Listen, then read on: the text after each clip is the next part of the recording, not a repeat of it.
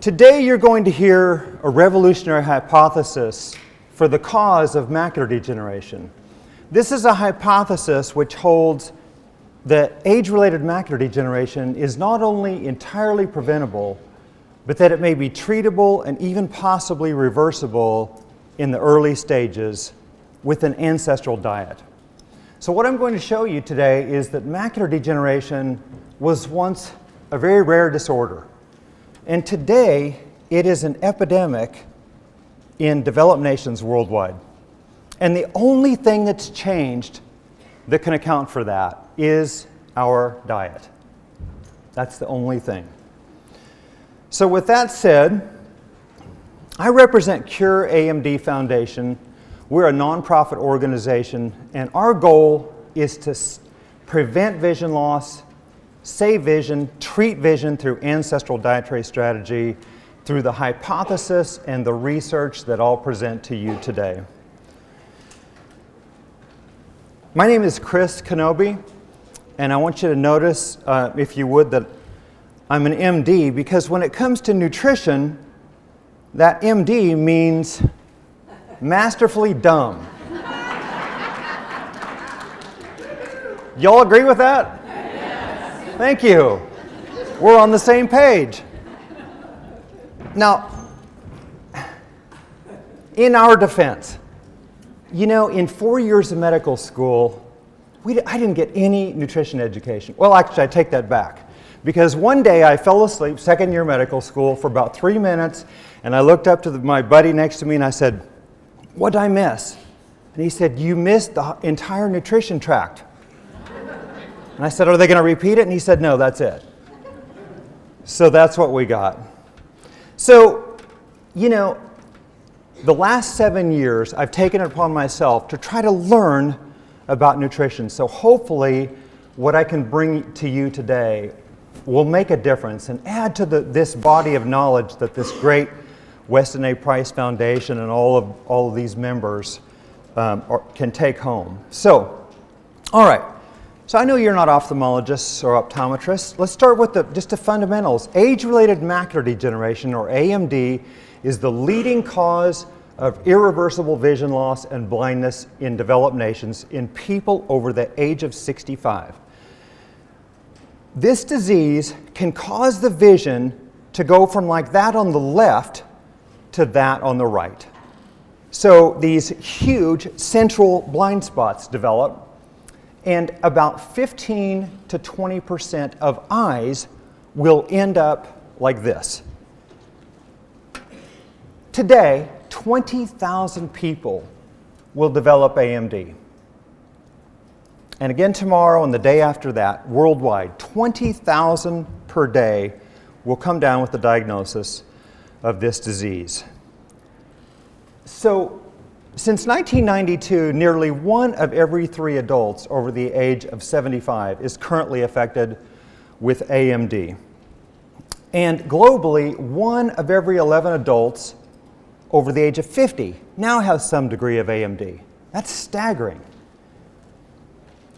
So, in the United States, by 1994, it was estimated that 15 million Americans were affected with macular degeneration. It is anticipated that by 2020, 196 million people will be affected worldwide. So we're really close to that number. More than 2 million people blind worldwide as of 2002, according to the World Health Organization.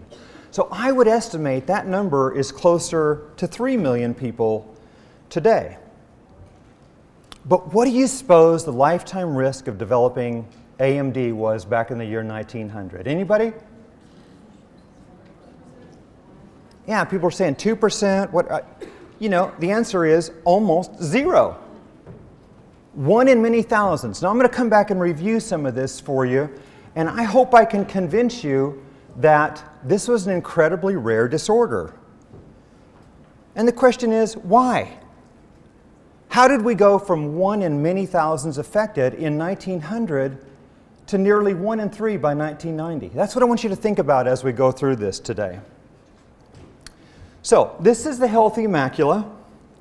So here's the back, the retina back here, and this is the macula. This distance is only about 6 millimeters. This is only about 1/4 of an inch.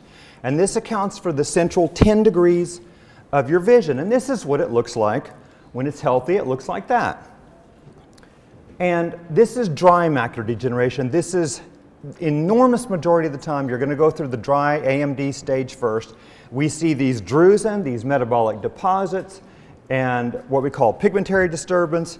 And then this may progress onto wet macular degeneration. This will hit around 15% of patients, and in the untreated state, this stage of the disease will end up with absolute devastation to the vision. You'll have a central blind spot. And of course, again, the vision can go from like that on the left to this huge central blind area on the right. The question is today, is this difference due to diet and diet alone? And I will submit to you that everything I've discovered in the last several years suggests that it is entirely diet. And I'll show you why today. So, now I know you all know about ancestral diets here, but let me just give you a little bit of my viewpoint, because I spent a lot of time trying to understand the history of diets. And to me, an ancestral diet is any diet that existed anywhere on the planet before 1880. Why then? Because before 1880, we had no man-made processed foods, essentially. Well, I mean, if you went to the grocery store in 1879, what you came home with was meat, fowl, fish, fruit, vegetables, grains, nuts, seeds, dairy, so butter, eggs, and raw milk, right? And these foods were grown the way they should be grown. Animals on pasture and foraging, and fruits, vegetables, and grains all grown without herbicides and pesticides, right? Everything was organic as well. Now, contrast that to our westernized diet. Now, we all know what it looks like, but the thing is there's 600,000 food items available in the US today. So let's break this down, because it's very simple. About 63% of what's on this American plate today consists of 4 refined, processed, nutrient-deficient foods that didn't exist before 1880, with the exception of sugar in small quantities. So those 4 foods, though, sugar, refined white flour, polyunsaturated vegetable oils, and trans fats. Those 4 things became big food and changed the world forever. And this, of course, is the reason for all this chronic metabolic disease. I know you guys know this. And this is what I'm going to tell you today is the same cause of macular degeneration. So, for decades, what we have seen in textbooks of ophthalmology, journals, papers, is some version of this statement. The etiology of AMD is unknown. We don't know what causes it.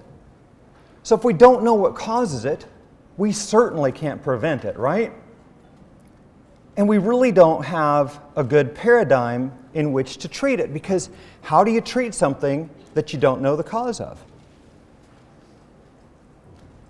In light of that, this is a statement from Joan Miller, who's the Chief and Chair, Department of Ophthalmology, Massachusetts Eye and Ear, at her American Academy of Ophthalmology Jackson Memorial Lecture, 2012.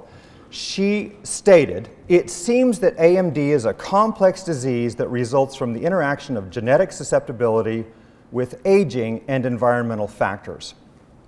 This sums up the orthodox allopathic belief systems in medicine about macular degeneration today. It's a disease about aging, genetics, and then environmental factors is a distant third, and nutrition or food is way down the line. Here's another statement from a paper in 2001. The authors wrote, quote, "AMD prevalence was strongly age-related." You can find this hundreds, thousands of times in scientific papers about macular degeneration. It's believed that, well, we're getting older, and that's what this disease is, that's a big part of what this disease is about. This is a paper from 2016 out of Bascom Palmer Eye Institute about genetics and AMD. And the authors write this: currently, 52 gene variants have been significantly associated with macular degeneration. 52! And then this: the genetic component of AMD has been estimated at 45 to 70%. So up to 70% of this disease believed to be genetically driven.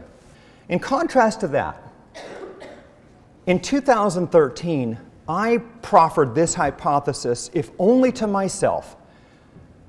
It goes like this: the displacing foods of modern commerce are the primary and proximate cause of AMD. I didn't come out with this publicly until August of 2016, after extensive research. The corollary to this is that any ancestral diet will prevent and may treat AMD, existing AMD. All right, for those of you not aware, displacing foods of modern commerce, just think of that as processed foods.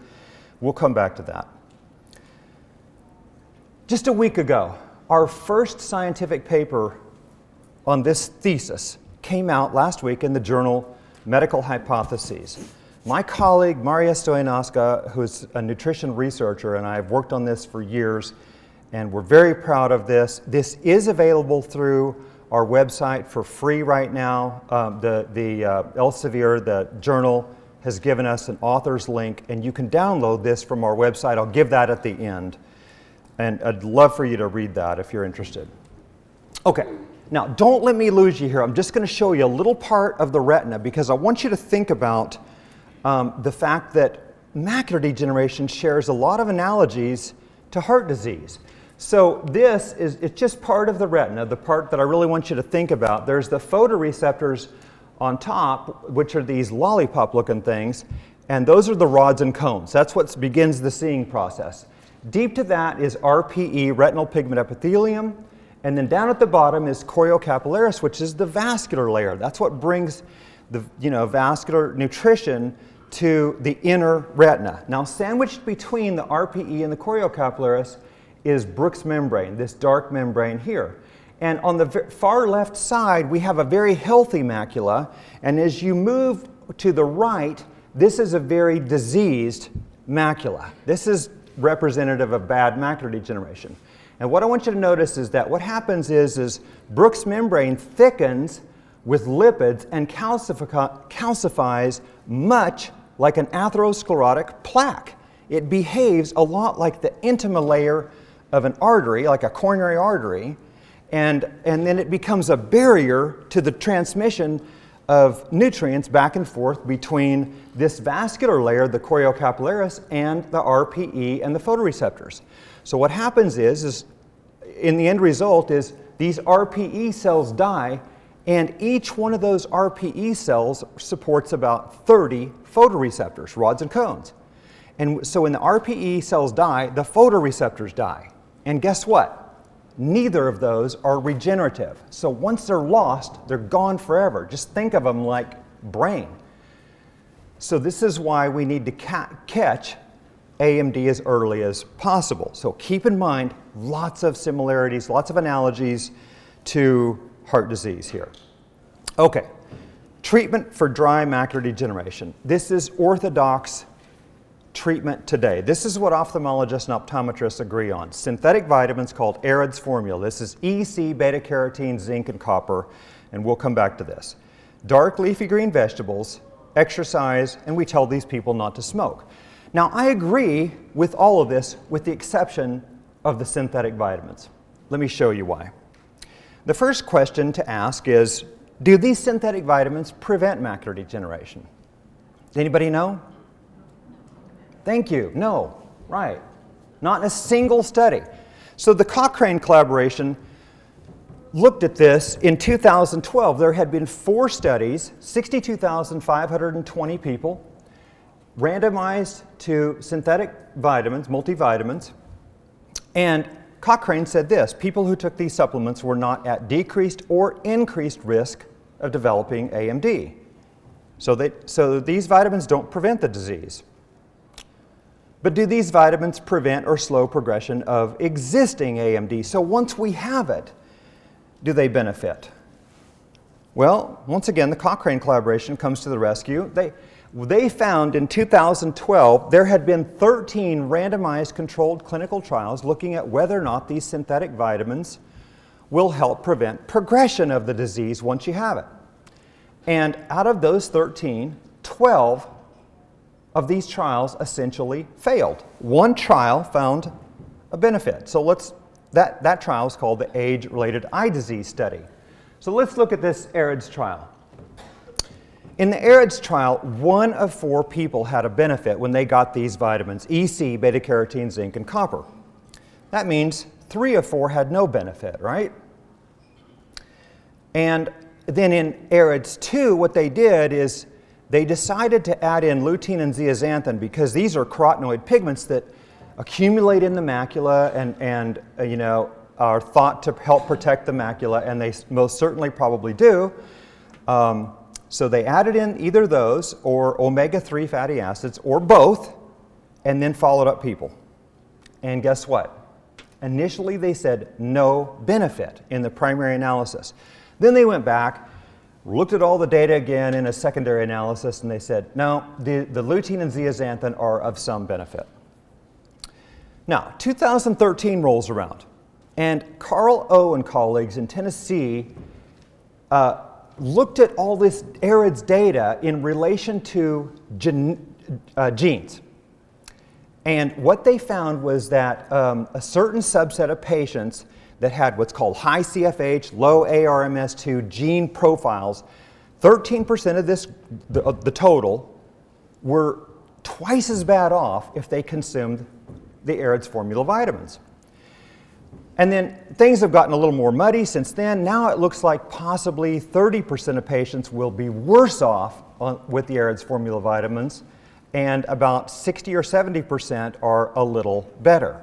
So now there's questions about genetic testing and treatment with these synthetic vitamins, and this is all very controversial. The NIH does not believe in testing. They believe that everybody benefits a little bit, so it's very controversial. But to me, the question is how much are we really helping these people? 1 of 4 better, 13% worse, or 30% better, 60%. 30% worse, 60% a little bit better.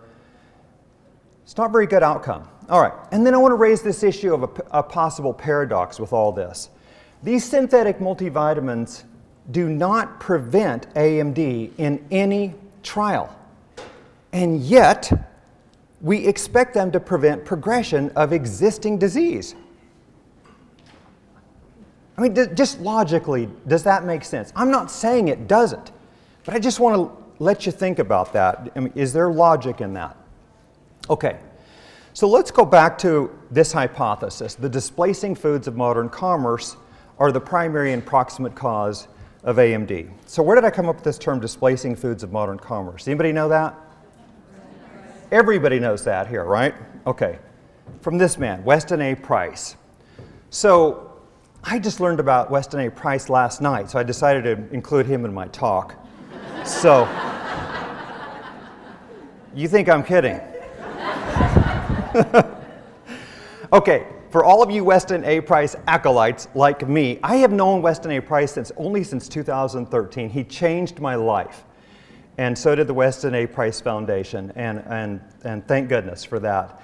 So, okay, for all of you that are acolytes, bear with me. Let me go through 5 slides here to set the foundation for Price for those people that may not know.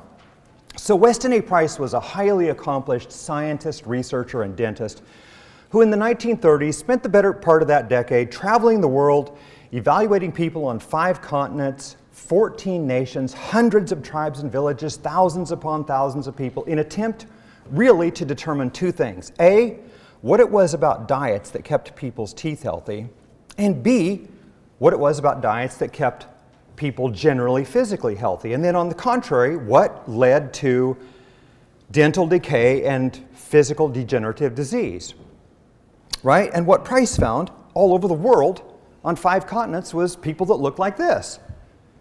People that are happy, healthy, vibrant, in extraordinary physical condition, and they had fantastically beautiful, straight, natural teeth, more than 99% cavity-free generally.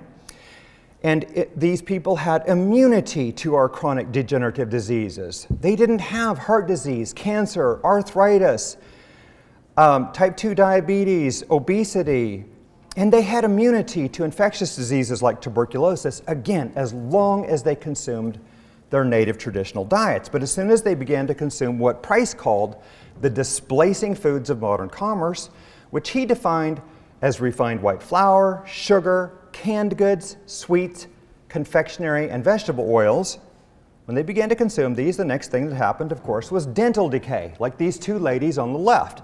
And then this was followed by the degenerative diseases, like arthritis, cancer, and loss of immunity to infections, right? All three of these ladies are Australian Aboriginals. The two on the left were consuming the displacing foods of modern commerce. The one on the far right continued her native traditional Aboriginal diet. And if you amplify this scenario 10,000 times, I think, you have Price's work in a nutshell. Now, these primitive diets, there's dozens or hundreds of them, right? And one thing that we know today that so many people are concerned about is macronutrient ratios, right? Now, Price didn't directly address this, but what we know is that macronutrient ratios didn't matter. High fat, high carb, low fat, none of that made any difference, right? What mattered was nutrient density. Micronutrient density, the density of vitamins and minerals in the food, right? And these were all diets of plant and animal origin, and they all contained sacred foods. Sacred foods being like organ meats, liver, fish eggs, foods that were rich in fat-soluble vitamins, because as you know, the fat-soluble vitamins are not widely distributed in the food supply, and they're so critical. So Price sent back thousands and thousands of samples of these primitive people's diets for analysis, and what he found, of course, was that these diets contained 10 times as many fat-soluble vitamins, which is A, D, and K2, 4 times as many water-soluble vitamins, which is all the B vitamins and C, and 1.5 to 60 times more minerals than did the American diets of his day, which was the 1930s. And you all know we have far more processed food today, right? So, all right, that wraps up the fundamentals of Price. One thing I want to raise all of our attention to is this, that Price's research, a conclusion from this is that in relation to genetic susceptibility is that nutrient-dense diets protect the genetically protected, and they also protect the genetically susceptible, right? Everybody has genetic susceptibilities to disease. Women get more lung cancer when smoking the same amount of cigarettes for the same number of years than men. Why? Genetic susceptibility. But these nutrient-dense diets protected everyone. That's a huge point because macular degeneration, no question, has genetic susceptibilities. All right. You know, since the 1940s, what we have believed is that, what people believe, not you in this room, but what people generally believe is that we can replace naturally derived vitamins with synthetic ones, and we can fortify our foods, right? And the question is, does this work? Once again, the Cochrane collaboration looked at this in 2012. They analyzed 78 trials of people consuming synthetic multivitamins, confirmed a higher death rate from all causes when consuming these synthetic multivitamins. Relative risk, 1.04-fold. So if we consume multivitamins, we're a little less healthy and we die a little sooner. This would include the Arans formula vitamins. It's another multivitamin. Think about that. All right, since Price's day, Price died in 1948, and since his day, there have literally been thousands of studies that have connected processed foods to diseases of Western civilization, right? All these diseases, heart disease, cancers, type 2 diabetes, stroke, metabolic syndrome, osteoarthritis, Alzheimer's, obesity, autoimmune disorders, the list goes on and on.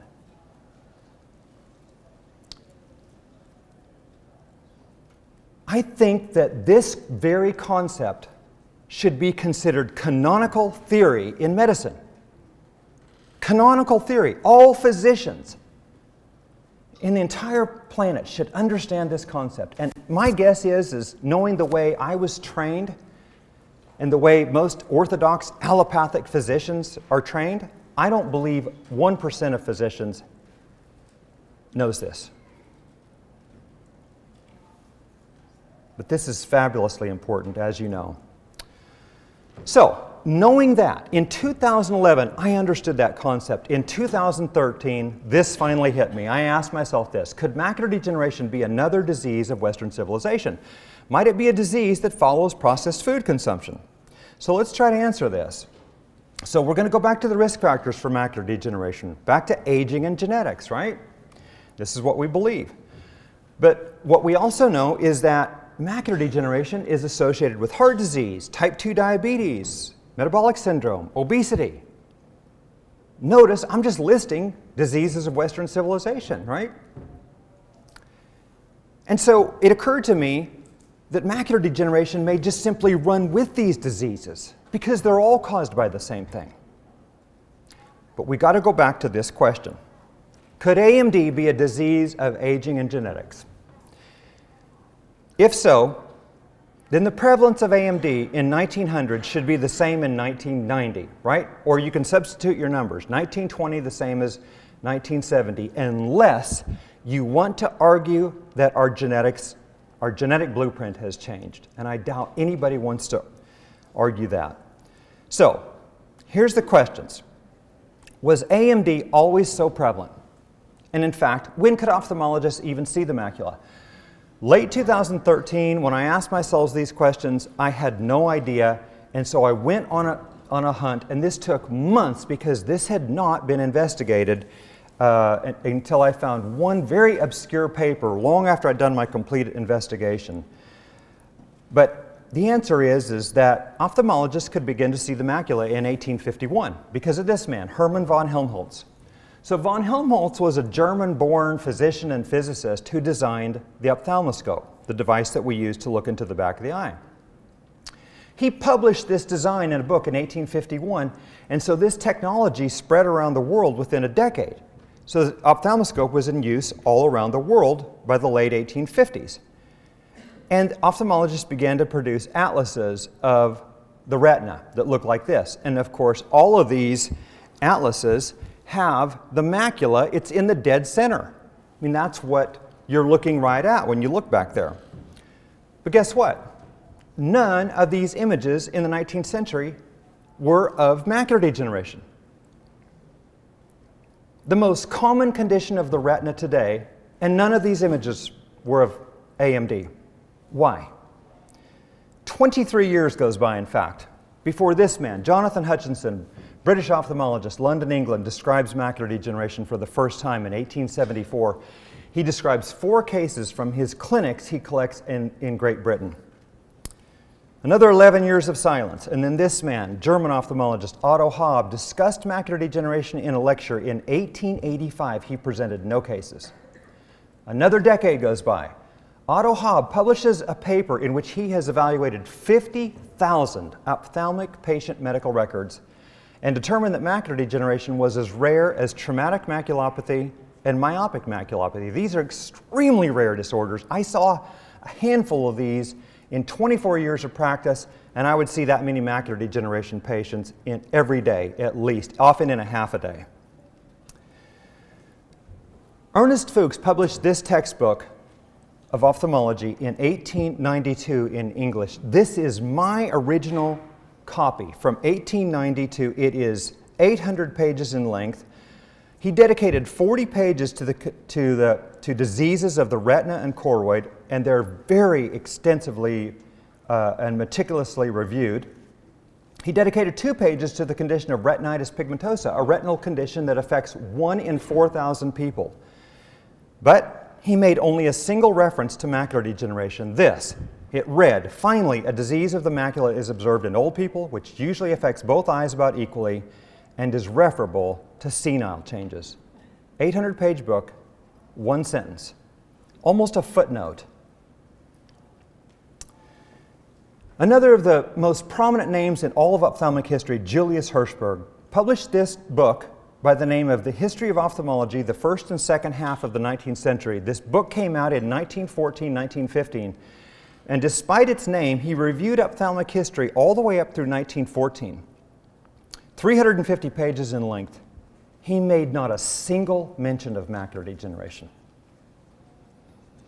But you might be thinking that, well, maybe ophthalmologists weren't using the ophthalmoscopes, right? Maybe they weren't looking back there all the time. Well, these two ophthalmologists, Landolt and Snellen, began collecting ophthalmoscopes in the 1860s. By 1880, they had collected 86 different versions of ophthalmoscope. Light bulbs were added in 1886. By 1901, in Atlantic City, New Jersey, they had on display 140 models of ophthalmoscope at the 50th anniversary of Helmholtz's invention. And by 1913, Landolt had collected 200 models of ophthalmoscope in use around the world. These are different brands and models. So the people that want to argue, well, they weren't using them, well, first of all, they haven't read all the books that shows that they extensively reviewed the retina. And secondly, this would be like saying, well, there was 200 models of cars being produced that year, but nobody ever drove them, right? I mean, that would be the way I would think about it. So, and then this. In 1889, Fuchs' textbook, which was originally in German, he reviewed that there were 6 dilating agents in use at that time. In fact, so by the 1880s, they're dilating eyes with 6 different dilating agents. All right, this slide is going to address this ridiculous old canard that, well, we just didn't live long enough to get these diseases.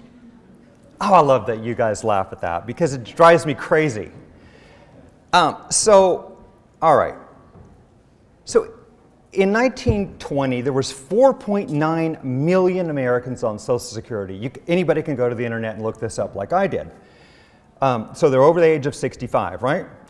And if the prevalence of macular degeneration in 1920 was the same as in 1990, which was 22.8%, there should have been 1.1 million people with macular degeneration if we only look at those over the age of 65.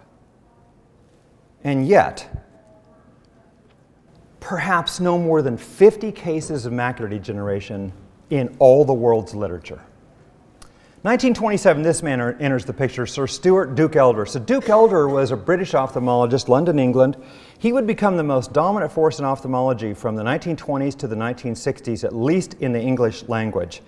1927, he publishes this textbook called Recent Advances in Ophthalmology. Again, this is my copy, original copy. It's 340 pages in length. He dedicated 15 pages to retinal examination and disease. Again, not a single reference to macular degeneration, which is typical of textbooks of that era. In fact, in the opening, he wrote this. The 2 major diseases of ophthalmology, cataract and glaucoma, are purely physicochemical problems. And he continues. Today, the 2 major diseases of ophthalmology would be cataract and macular degeneration. But he makes no mention of macular degeneration in 1927. 13 years later, however, he publishes this textbook, and this is my copy. In this textbook in 1940, he dedicates 13 pages to the condition of macular degeneration, 17 images, 6 of which are in full color, and he calls macular degeneration a common cause of failure in central vision in old people. That's a quote. So in the 1920s, I don't believe he even knew what macular degeneration was. He didn't mention it in his comprehensive textbook of ophthalmology. But by 1940, it was becoming a common condition. So let's jump ahead to 1973-75. The Framingham study now shows that 8.8% of those over the age of 52 now have AMD. 27.9% of those over the age of 75 have the disease. Now we have an epidemic. This is over 4 million Americans affected, with a condition that wasn't worth mentioning in any textbook or paper of ophthalmology for the most part 48 years earlier. If we look over at the UK, Jennifer Evans and Richard Wormald did this research. They looked at macular degeneration as a cause of blindness in the UK because it's registrable there with the government. And they found that, as you can see here, 1933 to 1943, 6% of blindness was due to macular degeneration. That jumped to 24% by 1970, 49% by 1990, and by 2014, 56%. So we went from 6% in the late 1930s to 56% by 2014. Professor Alan Bird of Moorfields Eye Hospital in London, probably the most published ophthalmologist of the last several decades, in 2010 wrote this in a paper, quote, AMD is recognized as causing more than 50% of blind registration in Western society and is now designated as one of the major blinding diseases of the world. In contrast to the current high prevalence of AMD, in the 19th century it was considered a rare disorder and described as chorioretinal disease in senile persons. He continued, there is evidence that the current increased prevalence of AMD cannot be fully explained by increased life expectancy. Furthermore, the disease is now recognized as a burden in societies in which it was considered rare 30 years ago. The societies he was talking about, because this was 2010, the societies he was talking about where it was rare 30 years ago was Japan and India. And I'm going to show you Japan shortly, and this is absolutely correct. So I would submit to you that the prevalence of AMD is increasing and increasing dramatically. And the question is, why? What induced this? Well, you know where I'm going with it, right? Okay. So let's talk about the U.S. diet, because we set the stage for the entire world really on this, didn't we? 4 processed nutrient-deficient foods have changed the world's diets forever, right? Refined sugar, refined white flour, polyunsaturated vegetable oils, and trans fats. Just look at these just briefly with me. So sugar, how many of you have seen Robert Lustig's presentation called Sugar, the Bitter Truth? Many of you seen that? It's a lecture, it's on YouTube, 2009. It's a really excellent eye-opener, as was his book Fat Chance that came out in 2011. But if we look historically, from the 16th through the 19th centuries, we wouldn't have had sugar in any significant quantities at all if it weren't for this egregious, regrettable part of our past, and that's the slave trade. But my point to you today is that sugar was such a valuable commodity from the 16th through the 19th centuries that it was often shipped to the U.S. under lock and key, right up through the mid-19th century. And so this is our data from sugar consumption from 1840 to the present, essentially, in the U.S. But let me just mention Stephan Guyenet's research, because I love his findings. They were able to go clear back to 1822, when in the U.S. we consumed 6 pounds of sugar per person per year, and that rose to nearly 108 pounds per person per year by 1999, a 17-fold increase in sugar consumption during that period. Next, white wheat flour, introduced in 1880. Why?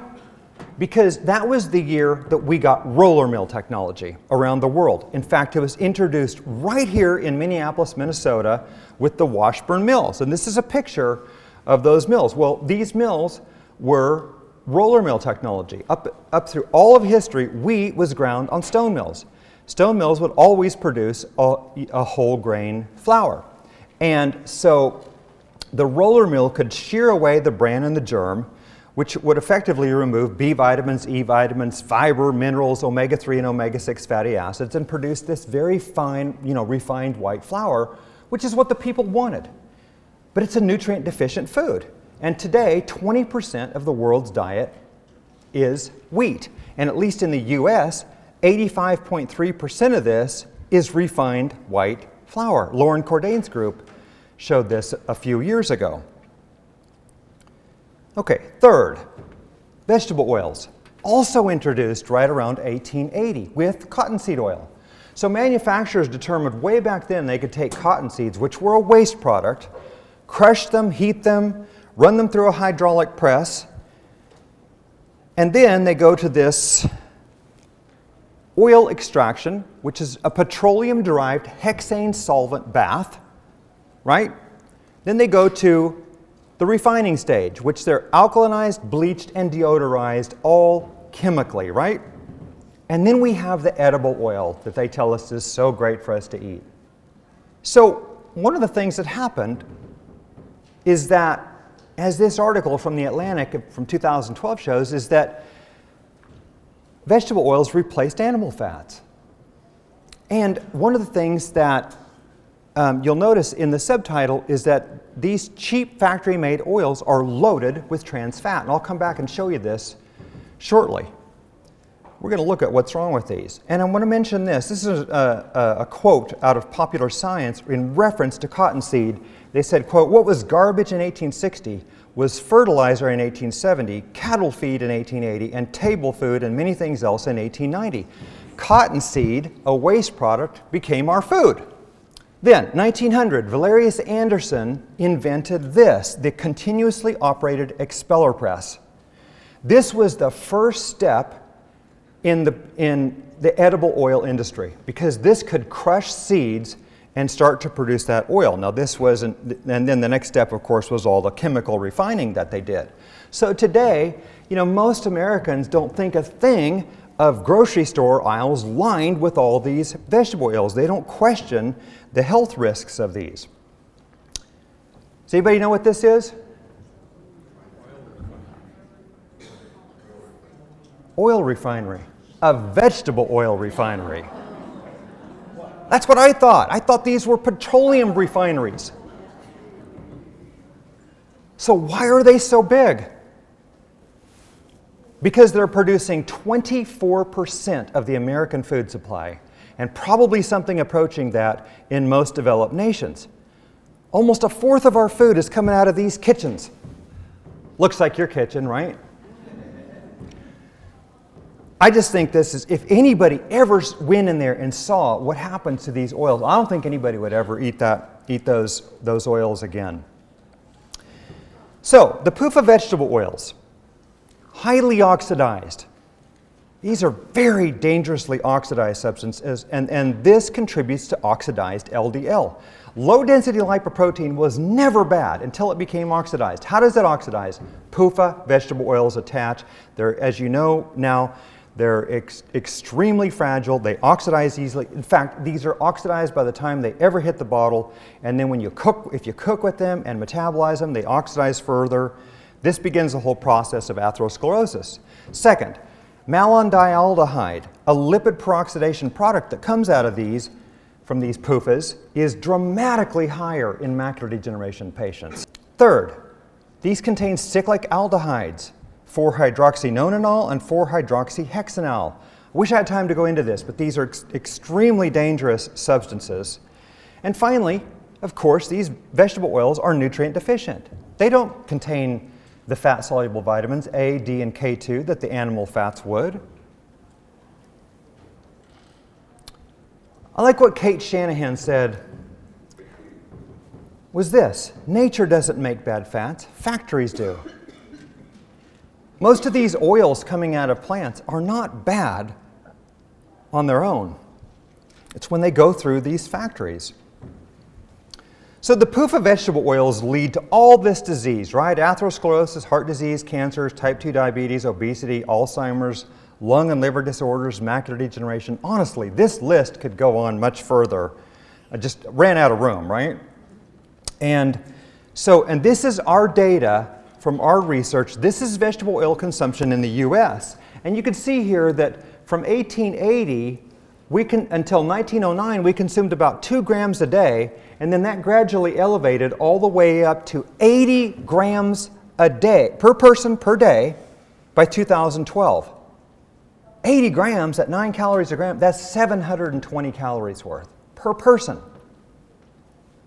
Now, in 1900, way back here, 99% of our added fats were animal fats, lard, butter, and beef tallow.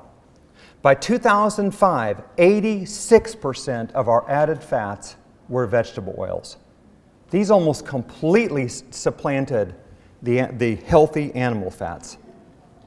And of course, back here in 1900, we had no heart disease and we had no macular degeneration. They're both extreme medical rarities. So what do we do with them? Well, we can run their cars on these vegetable oils. I'm not kidding you. This is the world's first vegetable oil smart car. I think this is smart. They can actually run on leftover vegetable oils. The problem is right now there's not enough, enough vegetable oil to run these. But diesel engines will run on these. They simply have to heat the oil first. Take a look at this article out of CNN. Can vegetable oils cars save the world? I mean, this is actually serious. This is what we should be doing with these, is we should be running our cars on them. They'll even suffice as motor oil. Doesn't seem like we ought to be eating those, does it? Okay, so fourth, nutrient deficient, processed, man-made food, and this is probably about the worst. Trans fats, introduced by Procter & Gamble in 1911, Crisco, right? Hydrogenated and partially hydrogenated vegetable oils. So Procter & Gamble marketed these with ads like this. Crisco, better than butter for cooking, right? This is what they did. They moved in on butter and lard because they were cheaper. And they convinced housewives that this is the way to cook, that this is the healthier way to go. In fact, this is my favorite ad of theirs. Crisco, 3 sure ways to a man's heart. Yeah, if you want to kill him. And you'll never be charged with murder. Or you could give him Alzheimer's. So it depends on your goals, right? Depends on what your goals are. All right. So trans fats are associated with heart disease, cancers, type 2 diabetes, Alzheimer's, depression, infertility in women, obesity, and macular degeneration. Notice this list is really similar to the PUFA vegetable oils. But these trans fats have been banned, right? The FDA moved these from GRAS status, generally regarded as safe status, June 16, 2015, 3 years for manufacturers to get these out of our food supply, right? So June 16, 2018, these should no longer be in our food supply, right? Wrong. You know why? Because PUFA vegetable oils contain up to 4.6% trans fats. In fact, 1.1% of vegetable oils are trans fats on average. So the FDA has not ruled on this. But these are a big carrier given our 80 gram a day consumption of trans fats. So while we're here, 10 studies have correlated an increasing risk of AMD development or progression to increasing vegetable oil and or trans fat consumption. And this is before our research, and I'm coming up to that. So big picture, back to the big picture here. This is straight from the USDA. 2009, 63% of our food is coming out of those 4 things: added vegetable oils, trans fats, sugar, and refined grains. I find it very interesting that this comes right out of our USDA. You know why that is? Because they recognize that this is such a huge problem. They know it. Somebody there knows it. So, don't you wish that foods were labeled like they should be?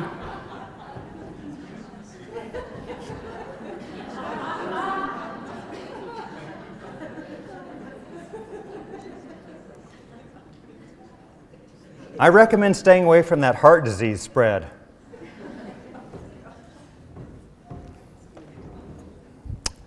All right. So, moving on. Now, I'm going to talk about the fact that AMD follows processed food consumption worldwide. So what we did in our research, Maria Stoyanowska and I, is that we tracked proxy markers for processed food. We use two markers. Sugar, because it's in 74% of the 600,000 food items available in the US, and it's 21% of the American food supply. Second, vegetable oils. Why? Because they're, as I mentioned, 24% of our food supply. So these two man-made processed foods are 45% of American food consumption. But they will track, we believe, around 90% of all processed foods. So let's see what happens when we track these. So this is the United States, going clear back to 1840 with sugar in the blue, okay, and then total vegetable oils down here in the black, split out as what we called harmful vegetable oils. Now these are the ones containing the PUFAs, all right? And then in the green bars is macular degeneration prevalence. Now what I want you to notice is that back here in 1900, remember, we didn't have any macular degeneration.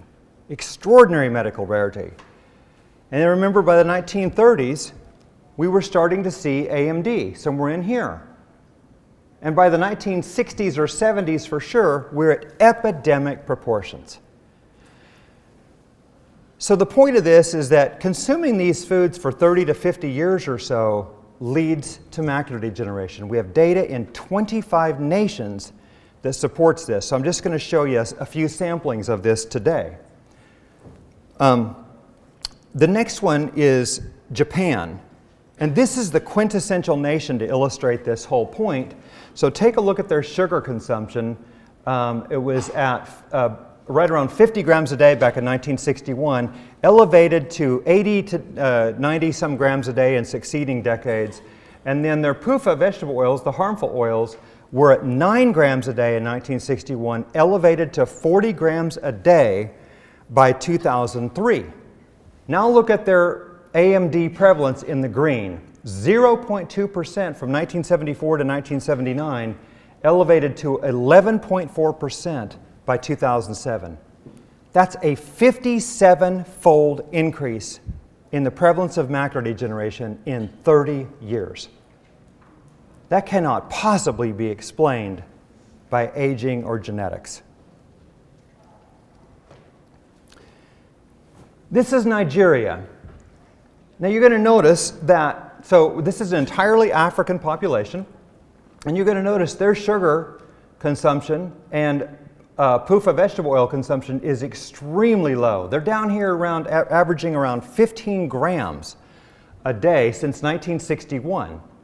And then here's their AMD prevalence, 3.2%, right? Over here, 3.2% in 2004.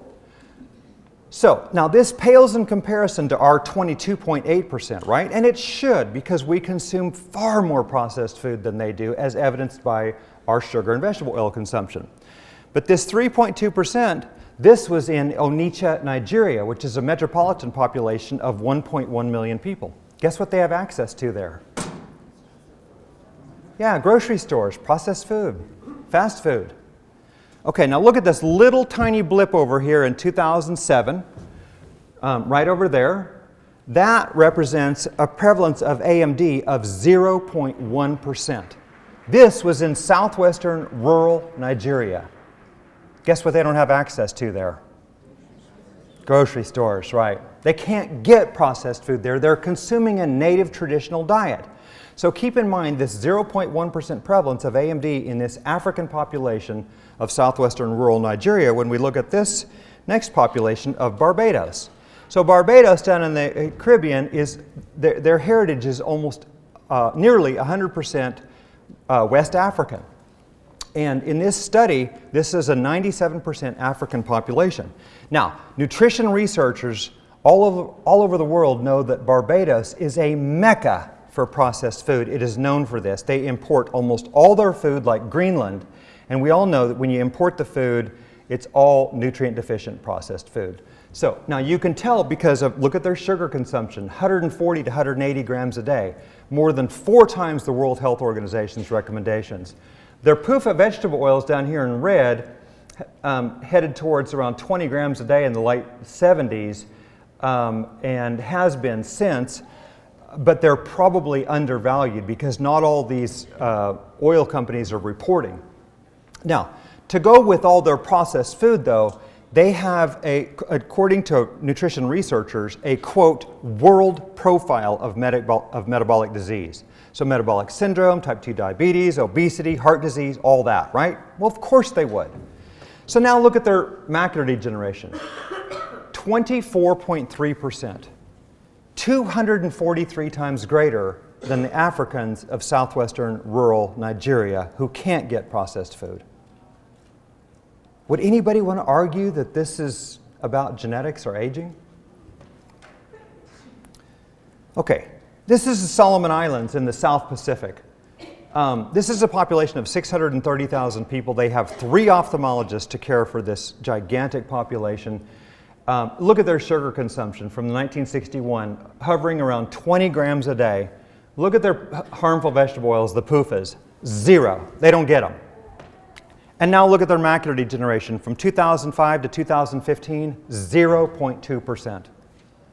So the US has 74-fold more AMD on average than the Solomon Islands. And you can see the difference.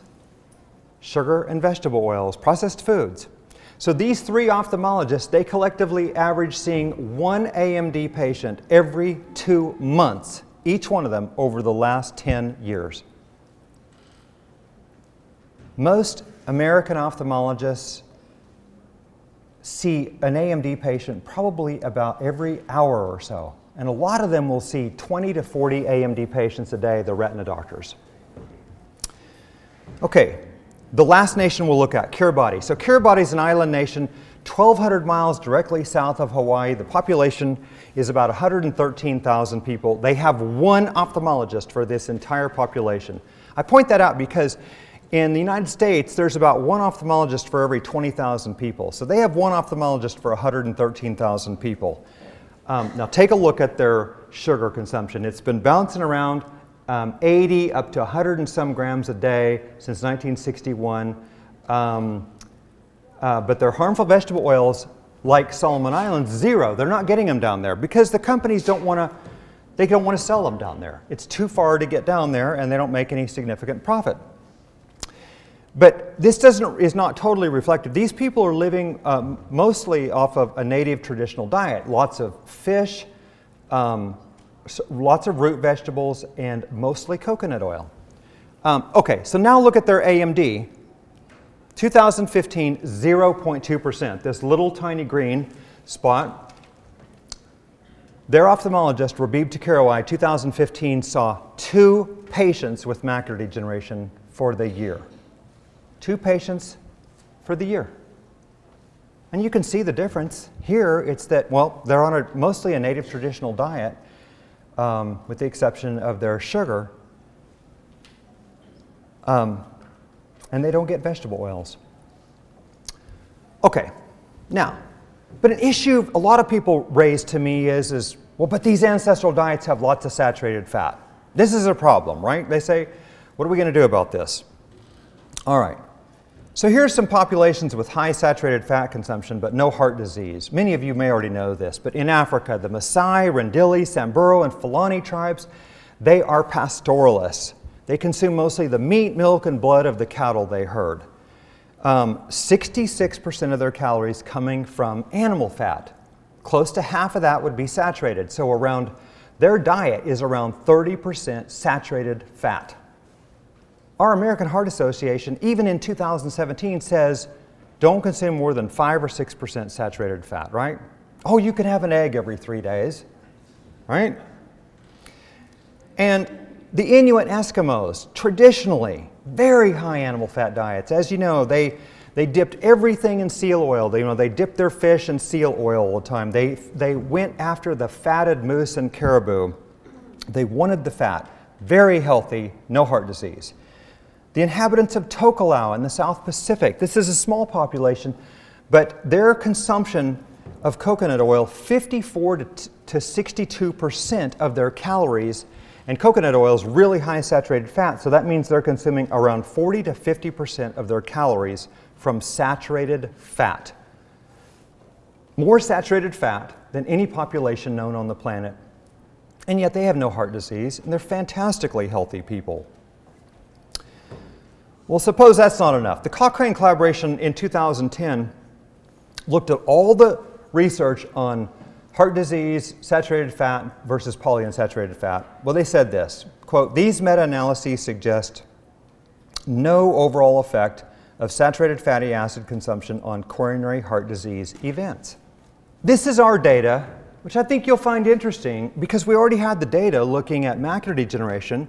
So this is saturated fat plotted against vegetable oils and heart disease deaths in the US, going clear back to right around 1909 is our oldest or most recent data.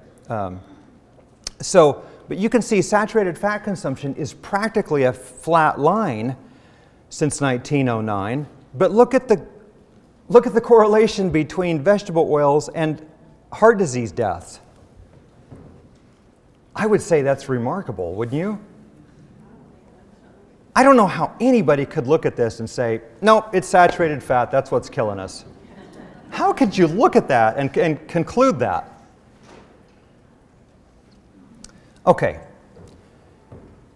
Next part, we're at the second to last part here, fat-soluble vitamin deficiencies and macular degeneration. So we're going to start first because I think 2 fat-soluble vitamins are, actually all 3 of them. We've got good data on 2 of them. Let's start with vitamin D. This is a study by Millen and colleagues. They looked at vitamin D status versus macular degeneration risk. So they called the referent group to have a vitamin D of 30 nanograms per milliliter and higher. And I think that's a good level for vitamin D. They compared that to the adequate group at 20 to 29 nanograms per milliliter, and those people already had a 1.6-fold increased risk of AMD. Then at the inadequate category, which is the next level down, a 1.5-fold increased risk of AMD, and at the deficient category under 12 nanograms per milliliter, a 2.6-fold increased risk of AMD. So there's almost a linear correlation between lower vitamin D status and higher AMD risk. These researchers at the University College London in the UK, they gave vitamin D3 to mice for 6 weeks and then analyzed their eyes. And here's what they found. These are quotes. Significant reductions in retinal inflammation and amyloid beta accumulation. So amyloid beta is a hallmark of aging. It presents in Alzheimer's patients in their brains, and it presents in the macula. They said, quote, these mice experienced, quote, improved visual function. These mice they were reading more books, they were driving more cars, they could run around at night better. They loved it. Okay, seriously. And they said, quote, D3 is a route to avoiding the pace of age-related visual decline. That's a pretty powerful statement, just for D3 alone. Just this one thing alone. Okay, finally, there's been 4 more studies that have correlated an inverse relationship between vitamin D and AMD. So higher vitamin D, lower AMD risk. So where can we get vitamin D? Fish liver. It's one of the best sources there is. I really like extra virgin cod liver oil just because it's cold processed and for other reasons. Fish eggs. Weston A Price showed an excellent source of vitamin D, and Sally Fallon-Morell's group has also looked at this. I don't remember the numbers exactly, but fish eggs are a fantastic source. So fish roe, if you eat sushi, it's fantastic. Other good sources, oily fish. Okay, so moving on to vitamin A deficiency and macular degeneration. So vitamin A deficiency is associated with a lot of ophthalmic findings. Number 1, xerophthalmia, dry eyes. And in the worst case scenario, keratomalacia, which is corneal ulceration. And this can be blinding. Also leads to night blindness and delayed dark adaptation, which is that ability to dark adapt as you go from a light area to a dark area like a movie theater. It's associated with deficient immune response, poor bone growth, infertility, increased mortality, poor growth in general, anemia, and dry skin, dry hair, so forth. So why is it that we don't have hardly any data on vitamin A deficiency and disease? Well, the answer is because serum retinol, the active form of vitamin A, is homeostatically maintained to 40 to 50 micrograms per deciliter and drops only when our vitamin A reserves are dangerously low. How do we detect that? Liver biopsy. So to do that, you have to plunge a big core needle into your right upper quadrant, into your liver, take out a chunk of your liver, and analyze that. Nobody will do this to assess vitamin A status for good reasons, right? So a couple other things. Zinc deficiency can masquerade as a vitamin A deficiency, and so does iron deficiency. All right? This is data from our own NHANES study. This is the percentage of Americans with inadequate intake from food based on the estimated average requirements. And if you look at the third one down, you'll see that the vitamin A, 44% of Americans are deemed to be vitamin A deficient in terms of food intake by our own Institute of Medicine. And if we look only at adults, males age 19 and above, 57% below the estimated average requirement, and females 19 and above, 48% below the estimated average requirement. Well, the Institute of Medicine's standards for what's required would probably be tenfold lower than what Weston A Price would have set them at, right? And so I would estimate that nearly 100% of Americans are already vitamin A deficient. In fact, we go back to the NHANES study of 1971-1972, diets rich in provitamin A carotenoids were found to be inversely correlated to macular degeneration. So let's look at these a couple of vitamin A studies relating to delayed dark adaptation. So these researchers, Jackson, Owsley, and colleagues, University of Alabama, found that early AMD patients had dark adaptation times that were 13 minutes slower on average than non-AMD patients. Now, this is a strong suggestion that they're vitamin A deficient. This was true even for AMD patients without vision loss. So, this is, again, a very strong indication that they're vitamin A deficient, but they took this a step further. They treated both AMD and non-AMD patients with high-dose vitamin A for 30 days. And what they found was that this improved dark adaptation times in both AMD and non-AMD patients. So if the AMD patients had delayed dark adaptation times, that might mean they're vitamin A deficient or they have a perturbed mechanism to get vitamin A there.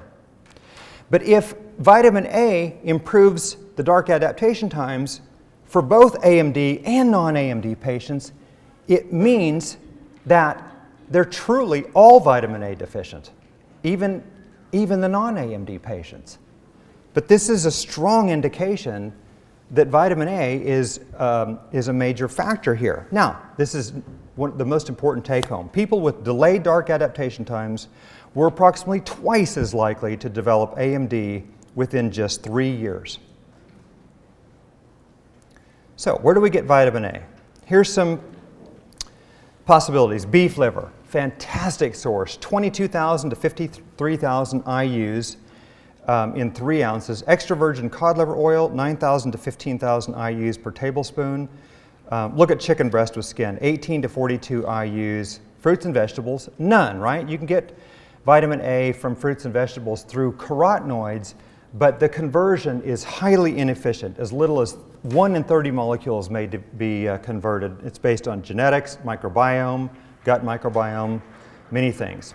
Okay, finally, let's look at vitamin K2 and macular degeneration. So Price called this activator X, right? He knew or what he called activator X worked in synergy with vitamins A and D to produce wide facial structure, broad dental arches,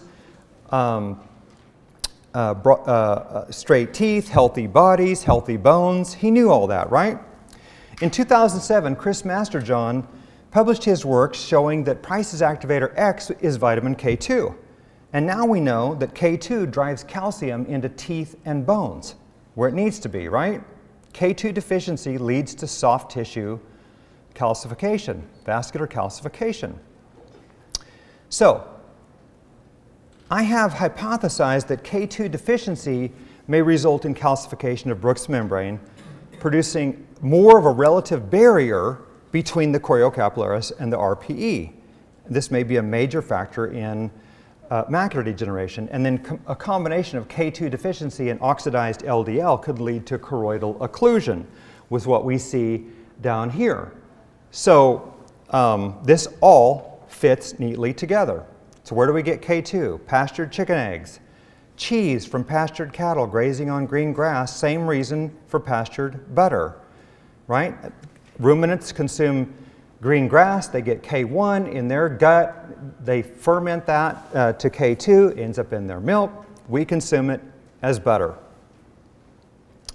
Natto, Japanese natto is also an excellent source. Okay, last part, we're going to wrap up. I think you're going to like this. These are heat maps, I call them, from our own Centers for Disease Control.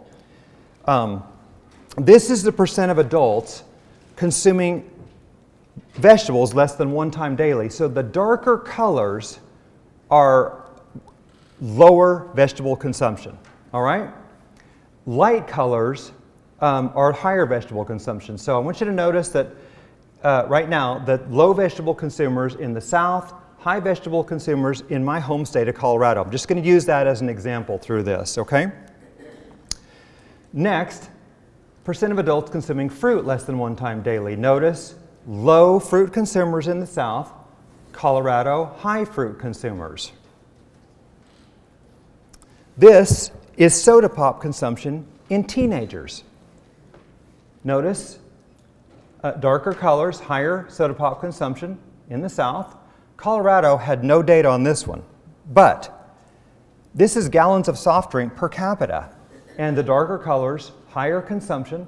Notice it's in the South.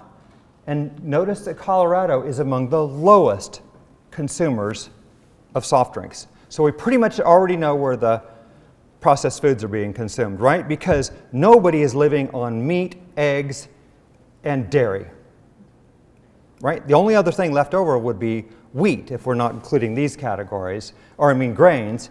And we know that most all those in the US are processed anyway, 85%. Okay, but the CDC takes this a step further. They looked at what they call food deserts, which is defined as no car and no supermarket store within a mile. Why is that important? Because the CDC knows if you don't have a car and you don't have a supermarket store within a mile, you're consuming a lot of food from convenience stores. And we all know there's no normal food, non-processed food in convenience stores, right? So now we know where the processed food's being consumed. And I want you to notice again, my home state of Colorado is low in food deserts. All right, let's see what happens when we trace this. This is heart disease death rates, 2008 to 2010. This is where it's worst, right, in the South. Notice my home state of Colorado is where it's lowest. This is high blood pressure, 2011. Darker colors, worse. In the South, notice Colorado amongst the very best, the lowest prevalence. Diabetes prevalence, worst in the South, Colorado amongst the very best. This is stroke, worst in the South, Colorado amongst the best. And this is cancer deaths. Now the dark reds and yellows, high cancer death, blues and greens, low cancer death. Notice again, it's worse in the South, best in Colorado. And this is obesity, 2008. You can see where it's worst, and I want you to notice that Colorado has the lowest obesity in the nation. So now we know where the processed food was being consumed. We know where all the westernized disease is, right? I showed you all that to bring you to this. This is the percentage of people aged 18 plus with severe vision loss by county. Why is that important? Because we've known that since 2000, 54% of this severe vision loss is macular degeneration. It's probably higher because the last study ended in 2000. So look where it's worst. It's the same map. It's worse in the south, and Colorado over here is amongst the best. Now, I don't like this next slide, but I'm going to show it anyway because it's reality. This is U.S. counties in the top quartile for both severe vision loss and poverty. And notice, it's virtually the same map. It's the worst in the south, and it's the best in Colorado. So why is it that poverty leads to blindness? Because that's what we're talking about here. Most of this vision loss is blindness. Is due to, it's not blindness, it's due to macular degeneration. So, take a look at this study. A cost constraint alone, translated budget, has adverse effects on food selection and nutrient density. Now look at the quote. Strengthening the cost constraint, again translated budget, reduce the proportion of energy contributed by fruits and vegetables, meat and dairy, and increase the proportion from cereals, sweets, and added fats. Increase the proportion from processed foods, right? And we know that the added fats, 86%, are vegetable oils. This is why, the reason is that in the U.S., you can buy 2,000 calories worth of processed food for about $3.50. You want that to be all non-processed food? It's going to cost you at least $13, is what the research shows. So let's go back to this map. Again, adults with severe vision loss. Now we know, again, most of this vision loss is macular degeneration, right? But we're told macular degeneration is a disease of aging, right? So if a lot of this, where all this macular degeneration is concentrated, these people should be living the longest, right? Let's see if that's true. So here's U.S. life expectancy by county for females, 2010.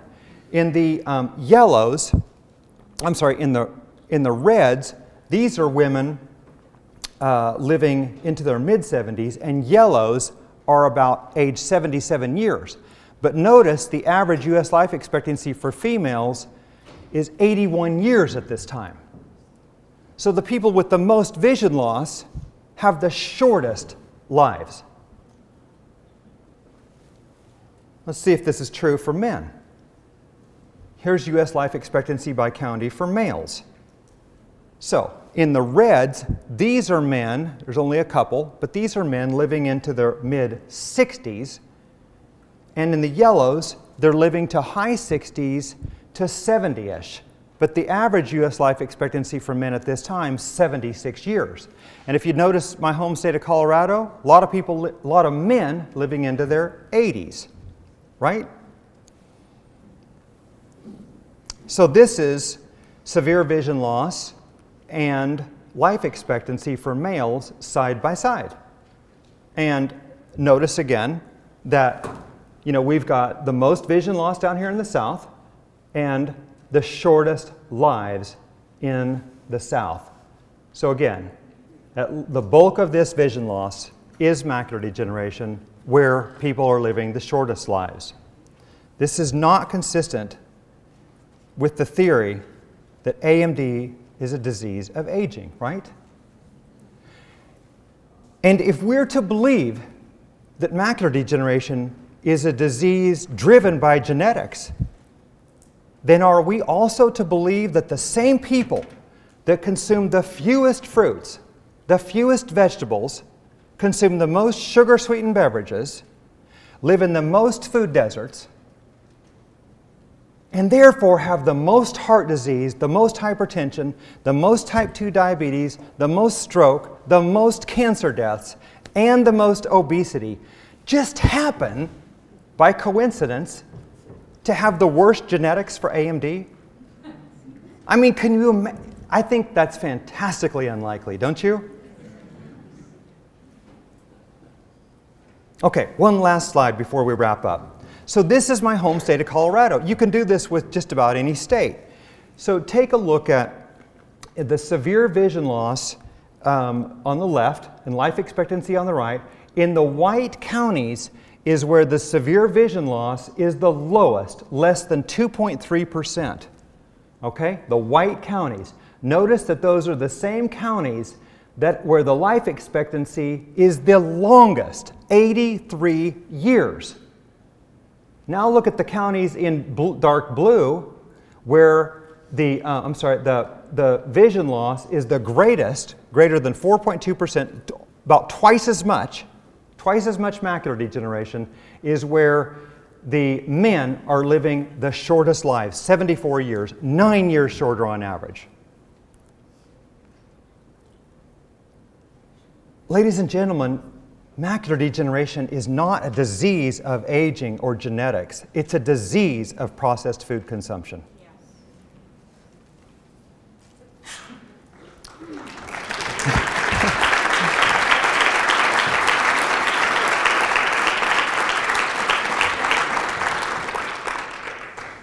Thank you. I'll wrap up. Okay.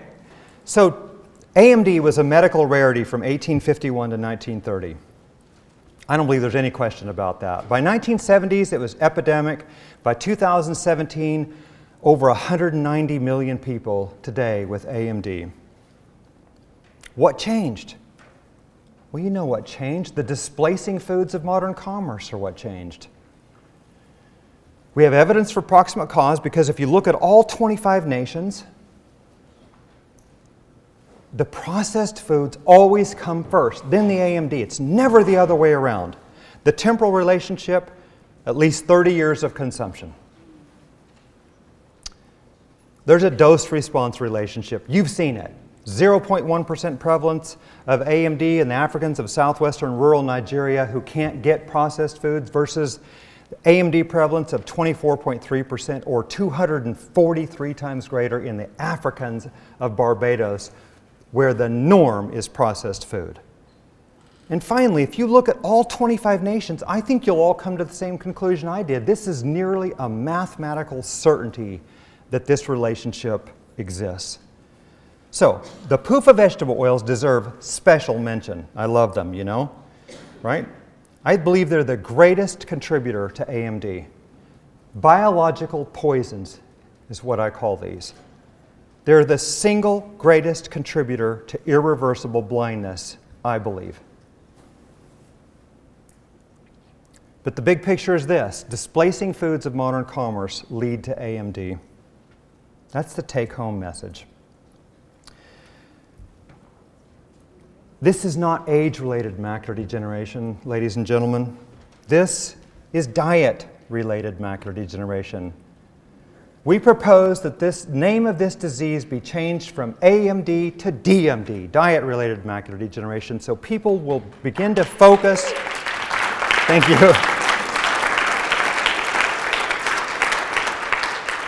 So people will focus on the true cause.